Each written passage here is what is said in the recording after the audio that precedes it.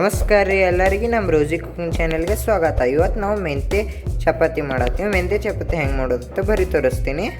ಈಗ ನೋಡ್ರಿ ಮೆಂತ್ಯ ಹಾಕ್ಕೊಳಕತ್ತೀನಿ. ಹಾಕೋತೀವಿ ಮತ್ತು ಉಪ್ಪು ಹಾಕೋತೀನಿ. ಹಾಗೆ ಒಂದು ಸ್ವಲ್ಪ ಅರಿಶಿನ ಪುಡಿ ಹಾಕೋತೀನಿ ಮತ್ತು ಜೀರಿಗೆನು. ಈಗ ಇವೆಲ್ಲ ಹಾಕಿ ಒಲ್ರಿ ಈಗ ಮಿಕ್ಸ್ ಮಾಡ್ಕೋತೀವಿ. ಈಗ ನೋಡ್ರಿ ಇದೆಲ್ಲ ಮಿಕ್ಸ್ ಮಾಡ್ಕೊಂಡಿವಿ ರೀ. ಈಗ ನೀರು ಹಾಕಿ ಕಲಸ್ಕೋತೀವಿ.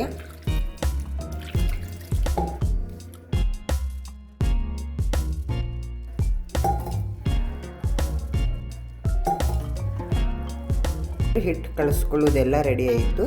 ಮ್ಯಾಲೆ ಎಣ್ಣೆ ಹಾಕಿ ಸ್ವಲ್ಪ ಮಿದ್ಕೋಬೇಕು. ನೋಡ್ರಿ ಫೈನಲಿ ನಮ್ದು ಮೆಂತ್ಯ ಚಪಾತಿ ಹಿಟ್ಟು ರೆಡಿ ಆಗೈತಿ. 10 ನಿಮಿಷ ಇಡ್ರಿ ಹಾಗೆ. ನೋಡ್ರಿ ಈಗ 10 ನಿಮಿಷ ಆಯಿತು. ಎಷ್ಟು ಚಂದ ಮುದ್ಕೊಂಡೈತಿ ನೋಡ್ಬೋದು. ಬರ್ರಿ ಈಗ ಚಪಾತಿ ಮಾಡೋಣ. ನೋಡ್ರಿ ಈಗ ಒಂದು ಸ್ವಲ್ಪ ಕಾಯಿ ಹಾಕ್ಕೊಂಡು ಗುಂಡಕ್ಕೆ ಮಾಡಬೇಕು. ಈಗ ಹೋಳಿಗೆ ತಗಡ್ ತಂದೀವಿ, ಅದಕ್ಕೆ ಎಣ್ಣೆ ಹಚ್ಕೋಬೇಕು. ಬರ್ರಿ ಈಗ ಮಾಡೋಣ.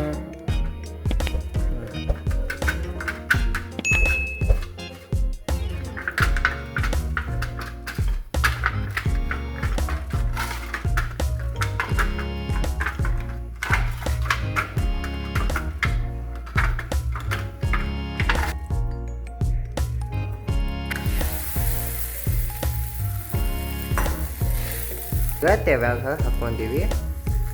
ನೋಡ್ರಿ ಈಗ ತಿರುಗಿಸಿ ಹಾಕೋತೀವಿ. ಮಕ್ಕಳದ್ದು ಮೆಂತ್ಯ ತಿನ್ನೋಂಗಿಲ್ಲ, ಅದಕ್ಕೆ ಗೋಧಿ ಹಿಟ್ಟೊಳಗೆ ಮೆಂತ್ಯ ಕುಡಿಸಿ ಮೆಂತ್ಯ ಚಪಾತಿ ಮಾಡೀವಿ. ನೋಡ್ರಿ ಈಗ ಮೆಂತ್ಯ ಚಪಾತಿ ರೆಡಿ ಆಗೈತಿ. ಒಂದು ಪ್ಲೇಟ್ನಾಗ ತೆಗಿತೀನಿ. ಎರಡನೇ ಮೆಂತ್ಯ ಚಪಾತಿನೂ ಹಾಕೊಳತ್ತೀವಿ. ಈಗ ಹೊಳ್ಳಿಸಿ ಹಾಕೋಬೇಕು.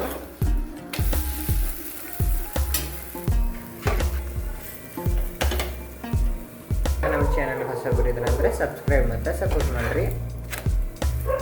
ತೆಗಿತೀವಿ. ನೋಡ್ರಿ ಎಷ್ಟು ಮೆತ್ತಗೆ ಮತ್ತು ಎಷ್ಟು ಚಂದ ಆಗ್ಯಾವ.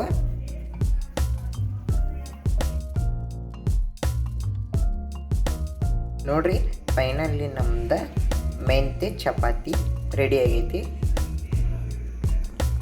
ಮೆಂತ್ಯ ಚಪಾತಿ ಕೂಡ